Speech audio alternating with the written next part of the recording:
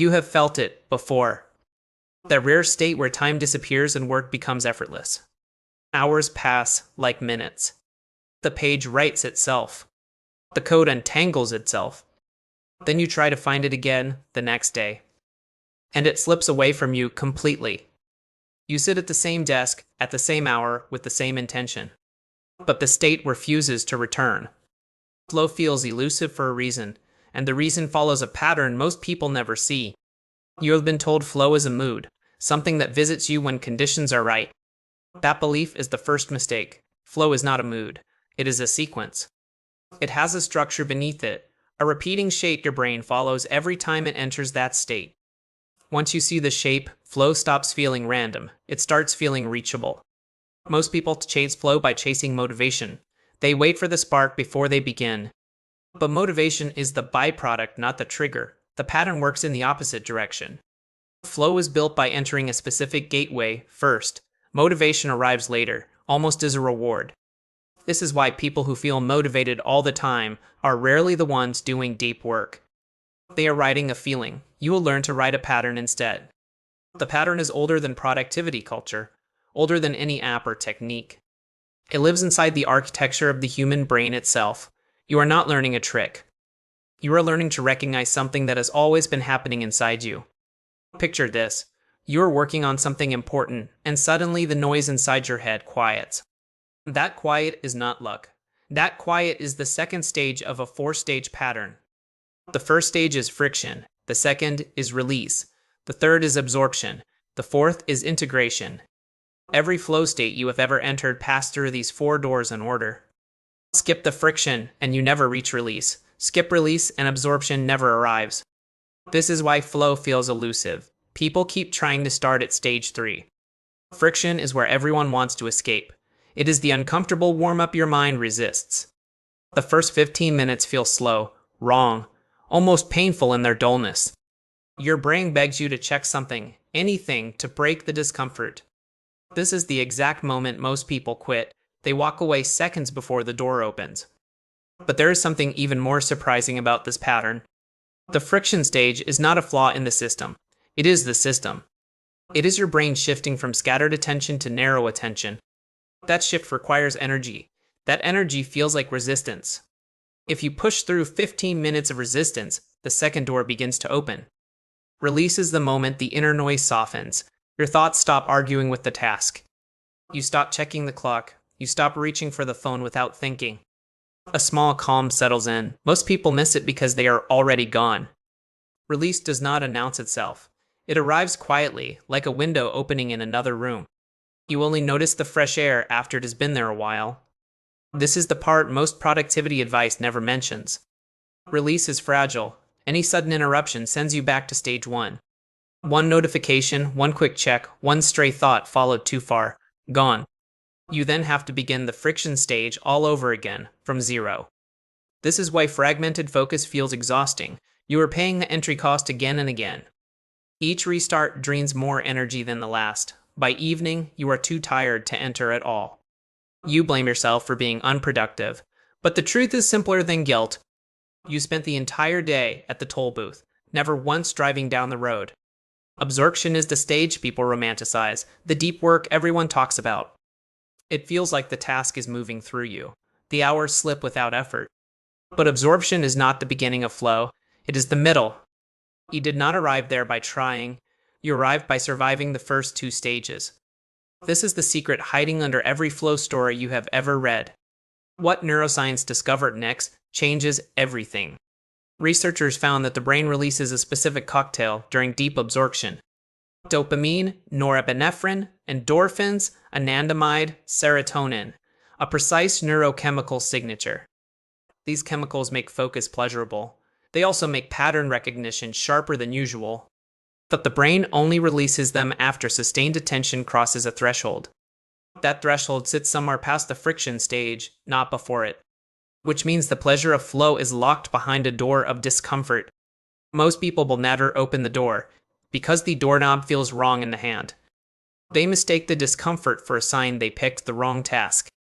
Then they switch tasks, restart the friction, and never finish a single climb. The switching itself feels productive. It is not. It is the most expensive form of avoidance.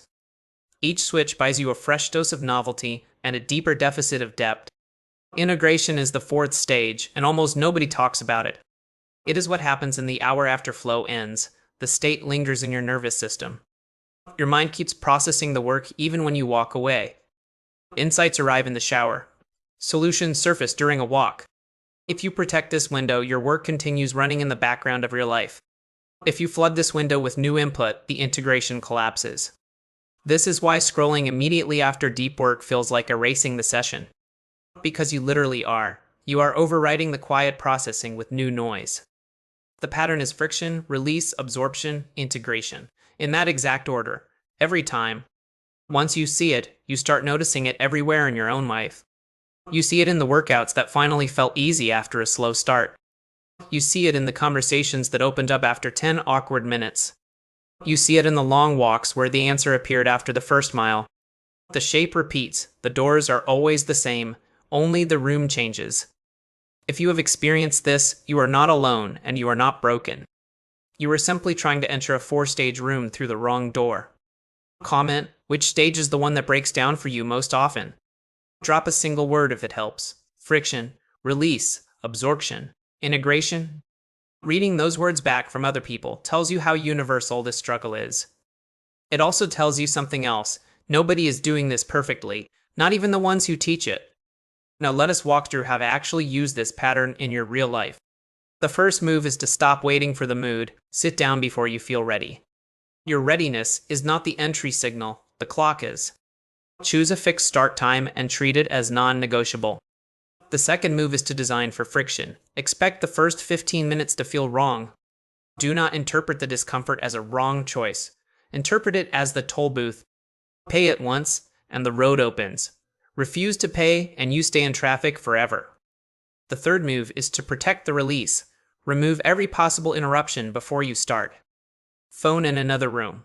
Notifications off at the system level, not just the app. A single ping during release will reset the entire process. What is coming next is the exact method that fixes this for most people. The fourth move is to extend absorption by lowering decisions.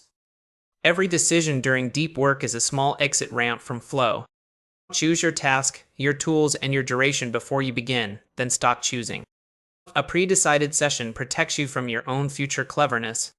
Stay with me. This next part will explain something about your brain you have never been able to articulate. Your brain treats novelty as more important than progress. This is the deep glitch. A new tab feels more rewarding than the next sentence of your real work. Not because the tab matters more, because novelty fires a stronger short-term signal. Flow is the rare state where progress finally outweighs novelty in your nervous system. But that balance only tips after the friction stage. Before that, novelty always wins. This is why every productivity tool eventually becomes a new form of distraction. The tool itself becomes the novelty. The work becomes the thing being avoided. The pattern does not care about your apps. It only cares about the 4 doors. The fifth move is to honor the integration window after you finish. When you stop working, do not reach for your phone immediately. Walk, stretch, sit quietly, let the session breathe inside you for a while. This is when the best ideas from your work actually surface and lock in. If you skip this stage, you trained for nothing. You ran the climb and burned the map. This is the part where the pattern becomes a practice, a repeatable shape in your week. 3 flow sessions a week, treated this way, will move you further than 10 scattered ones. Not because of time spent, because of doors actually opened. Most people think becoming a millionaire looks dramatic. You will stop asking how long you worked. You will start asking how many doors you walked through. That question alone will reorganize your entire relationship with focus. The deeper truth is this: flow is not elusive because it is rare. Flow is elusive because the path to it feels wrong on the way in. The discomfort at the start is identical to the discomfort of avoidance. So the brain confuses the toll booth with the dead end and turns around. The people who do deep work are not blessed with stronger willpower. They have simply learned to recognize the difference between resistance and rejection. Resistance means the door is opening. Rejection means there's no door at all. The pattern teaches you which is which. Over time, the friction stage gets shorter. Your brain learns the route. It stops fighting the entry because it remembers what waits on the other side. This is what people mistake for talent. It is just a well-walked path. Tonight or tomorrow, pick one task that matters to you.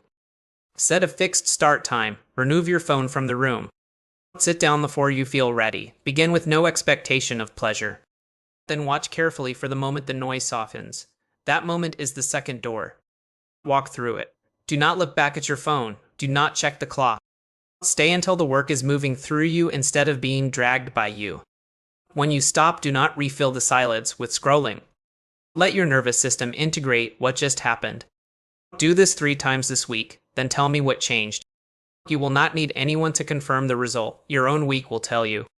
If this pattern matters to you, subscribe and stay with this channel. We are mapping the architecture of attention one video at a time. Flow is not a gift handed to a chosen few. It is a path with 4 gates. You have been standing at the first one for longer than you realized. Now you know what it looks like. Now you know how to walk through. Follow the pattern, and the elusive becomes the ordinary. Your attention is your last real currency. Spend it through the 4 doors. The door is already in front of you. All that remains is the willingness to push.